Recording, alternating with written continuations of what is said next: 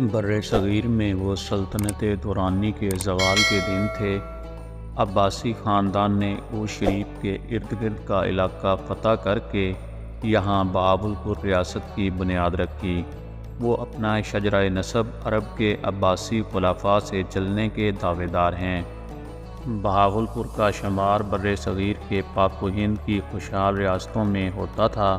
18ویں صدی کے اوائل سے قریباً 2.5 صدیوں تک یہاں کے حکمران رہنے والے عباسی خاندان نے ایک طرف دارالحکومت بہاولپور میں پرآسائش محلات اور باغات تعمیر کیے تو دوسری طرف کالج، ہسپتال، اسٹیڈیم، تفریحی مقامات اور لائبریریاں بھی بنوائیں۔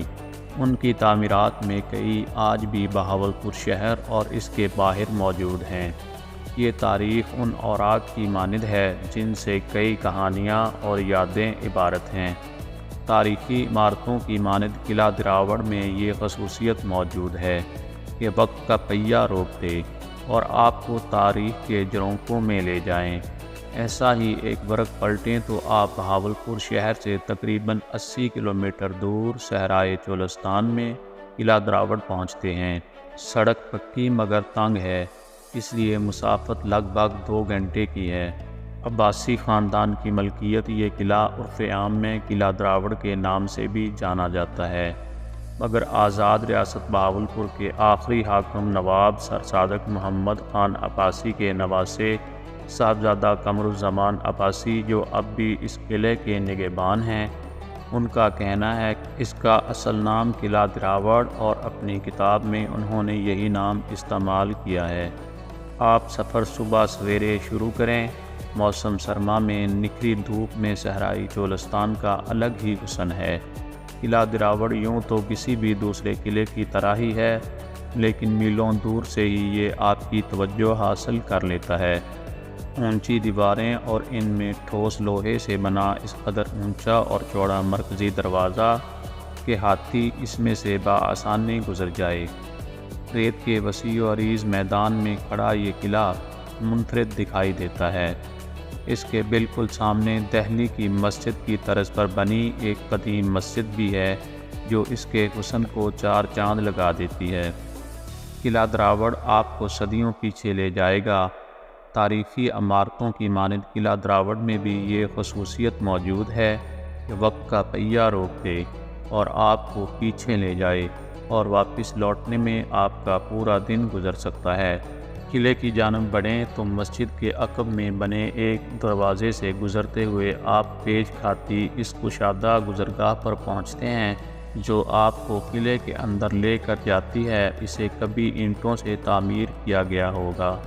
قلعہ کے اندر داخل ہونے سے پہلے پہلا سوال ذہن میں یہی آتا ہے کہ اس کے باہر بسنے والے لوگ کون ہوں گے، کیسے رہتے تھے اور ان کا کیا ہوا ہوگا۔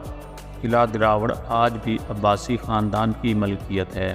قیام پاکستان سے قبل کی آزاد ریاست بہاولپور کے آخری حاکم نواب سر صادق محمد خان عباسی کے نواسے صاحبزادہ قمرالزمان عباسی اس کی دیکھ بھال کرتے ہیں۔ انہوں نے قلعے کی تاریخ پر کتابیں بھی لکھ کر رکھی ہیں۔ ہم نے ان کے سامنے یہی سوال رکھا۔ قمرالزمان عباسی کے مطابق قلعہ دراوڑ کے پاس ایک دریا گزرتا تھا جسے کھارا یا ہاکڑا کہا جاتا تھا۔ ہندو، سکھ، مسلمان سب میں میل ملاپ تھا۔ قلعے کے باہر لوگوں میں مسلمان بھی تھے، ہندو اور سکھ بھی تھے، مگر ان میں ایسا ملاپ تھا کہ مذہب کی تفریق کا معلوم ہی نہیں ہوتا تھا۔ مسلمان اور ہندو سب ایک ہی گھاٹ سے پانی پیتے تھے۔ قمرالزمان کے مطابق ہندو عہد میں قلعہ کی آبادی بقدر ضرورت فوجی سپاہیوں تک محدود رہے۔ عباسی فرمانرواؤں کے دور میں اس میں اضافہ ہوا جب تک اس کو دارالخلافہ کی حیثیت حاصل رہی۔ قلعے کے باہر بازار اور امراء و اراکین سلطنت کے مکانات واقع تھے۔ زیادہ تر آبادی قلعے کے مغربی جانب تھی، جس میں ہر شعبے سے تعلق رکھنے والے افراد رہائش پذیر تھے۔ قلعے کے مشرقی جانب بارانی پانی کے جمع کرنے کے لیے تالاب اور کنویں بنائے گئے تھے۔ اندر اور باہر 2 مختلف مناظر۔ مرکزی دروازے سے قلعے کے اندر داخل ہوں تو سامنے ایک وسیع و عریض احاطہ ہے جہاں ایک توپ کھڑی ہے، وہ غالباً بارادری ہے۔ جو محل کے بیرونی حصے میں باقی تھی۔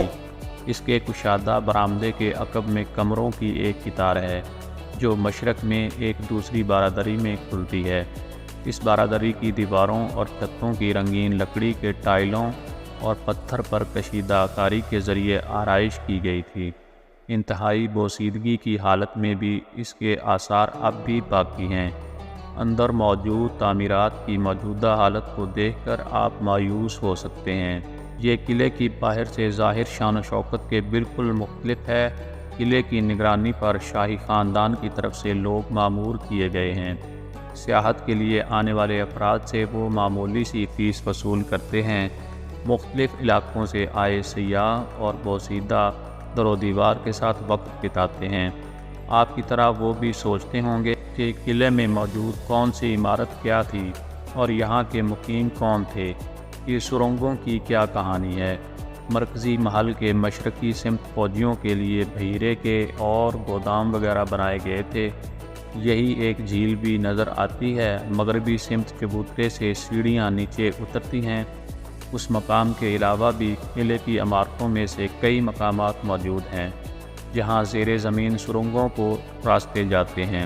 اب وہ مٹی سے بند ہو چکے ہیں، شاید آپ نہ دیکھ پائیں۔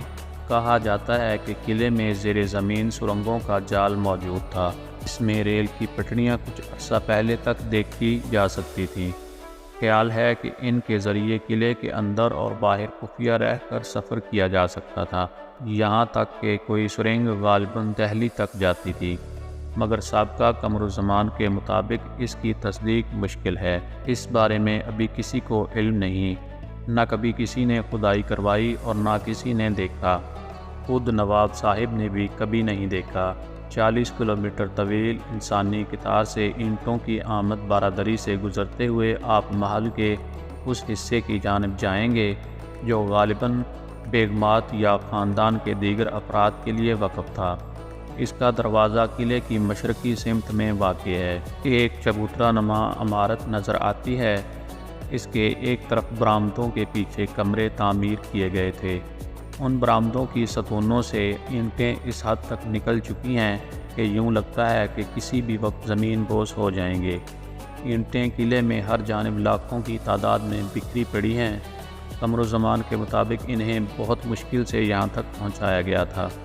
قلعے پر قبضے کے وقت اس کی بیرونی دیواریں کچی تھیں۔